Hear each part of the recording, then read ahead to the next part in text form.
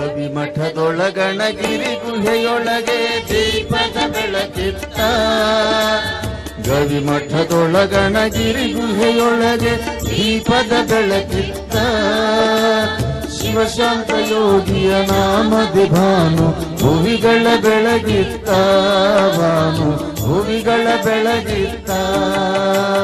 ಗವಿಮಠದೊಳಗಣಗಿರಿ ಗುಹೆಯೊಳಗೆ ದೀಪದ ಬೆಳಕಿತ್ತ. ಗವಿಮಠದೊಳಗಣಗಿರಿ ದೀಪದ ಬೆಳಕಿತ್ತ. ಶಿವಶಾಂತ ಯೋಗಿಯ ನಾಮದಿ ಭಾನು ಭುವಿಗಳ ಬೆಳಗಿತ್ತ. ಭಾನು ಭುವಿಗಳ ಬೆಳಗಿತ್ತ.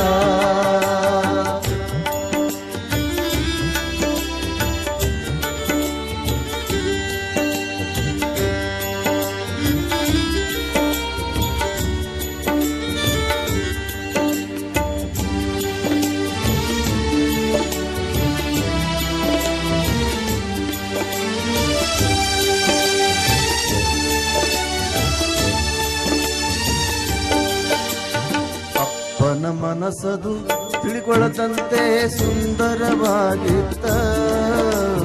ಅಪ್ಪನ ಮನಸದು ತಿಳಿಕೊಳ್ಳದಂತೆ ಸುಂದರವಾಗಿತ್ತ. ಸಲ್ಲೆದೆಯಲ್ಲ ಅವನಡಿಯಲ್ಲಿ ಮಲ್ಲಿಗೆಯಾಗಿತ್ತ.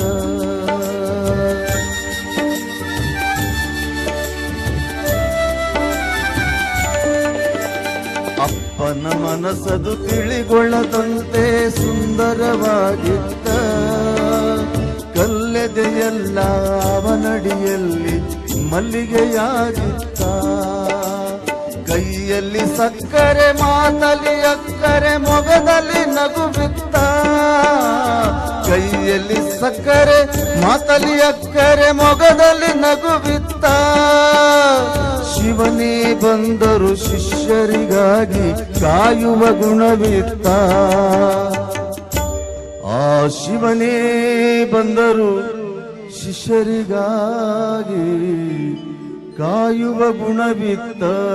ಅವರಲ್ಲಿ ಕಾಯುವ ಗುಣವಿತ್ತ. ಗವಿಮಠದೊಳಗಣಗಿರಿ ಗುಹೆಯೊಳಗೆ ದೀಪದ ಬೆಳಕಿತ್ತ. ಗವಿಮಠದೊಳಗಣಗಿರಿ ಗುಹೆಯೊಳಗೆ ದೀಪದ ಬೆಳಕಿತ್ತ. ಶಿವಶಾಂತ ಯೋಗಿಯ ನಾಮದಿ ಭಾನು ಭುವಿಗಳ ಬೆಳಗಿತ್ತ. ಭಾನು ಭುವಿಗಳ ಬೆಳಗಿತ್ತ.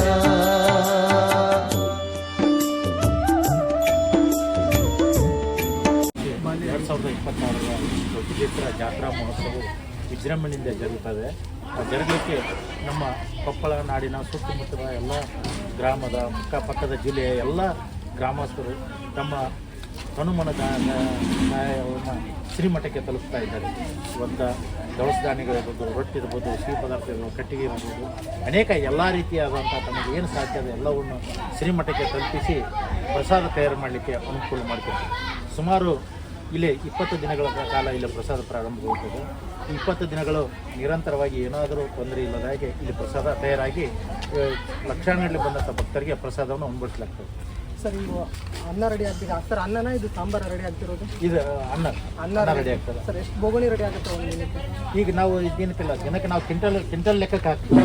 ದಿನ ಈಗ ಡಬರಿ ಈಗ ಇಡ್ತೀವಿ, ಹಳ ಬರ್ತಾವೆ ಹೋಗ್ತಾವೆ, ಈಗ ಕ್ವಿಂಟಲ್ ಲೆಕ್ಕಕ್ಕೆ ಹಾಕ್ತೀವಿ. ಒಂದು ದಿನಕ್ಕೆ ಎಷ್ಟು ಕ್ವಿಂಟಲ್ ಕಟ್ತಾರೆ ಸರ್? ಈಗ ಸುಮಾರು ಇವತ್ತು ಈಗ 40ರಿಂದ 50 ಕ್ವಿಂಟಲ್ ಇವತ್ತು ಕರ್ತಾಗುತ್ತೆ. ದಿನ ಜಾತ್ರೆ ದಿನ ಒಂದು ನೆಕ್ಸ್ಟ್ ಅವ್ನ ಗದ್ದೆ ಹೇಗಿರುತ್ತೆ ಕೆಲವೊಂದು ದಾನಿಗಳು ಕೊಟ್ಟರೆ ಕೆಲವೊಂದು ಖರೀದಿ ಮಾಡಿ ಇದೆಲ್ಲ ದಾನಿಗಳು ಕೊಟ್ಟಿದ್ದಾರೆ ಸರ್. ಇಷ್ಟು ಇದೆಯಾ ಇನ್ನೂ ಜಾಸ್ತಿ ಇರೋಲ್ಲ? ಇನ್ನೂ ಇದೆ, ಇಲ್ಲಿ ಅದು ಆ ಕಡೆ ಇನ್ನೂ ಬೇರೆ ಕಡೆ ಇದೆ. ಸಂಪೂರ್ಣ ಒಂದು ತಿಂಗಳು ಆಗುವಷ್ಟು ಕಟ್ಟಿಗೆ ಎಲ್ಲ ಹಾಂ 4 ಪಟ್ಟಿ ಆ ಕಡೆ ಎಲ್ಲ ಸಾಂಬಾರು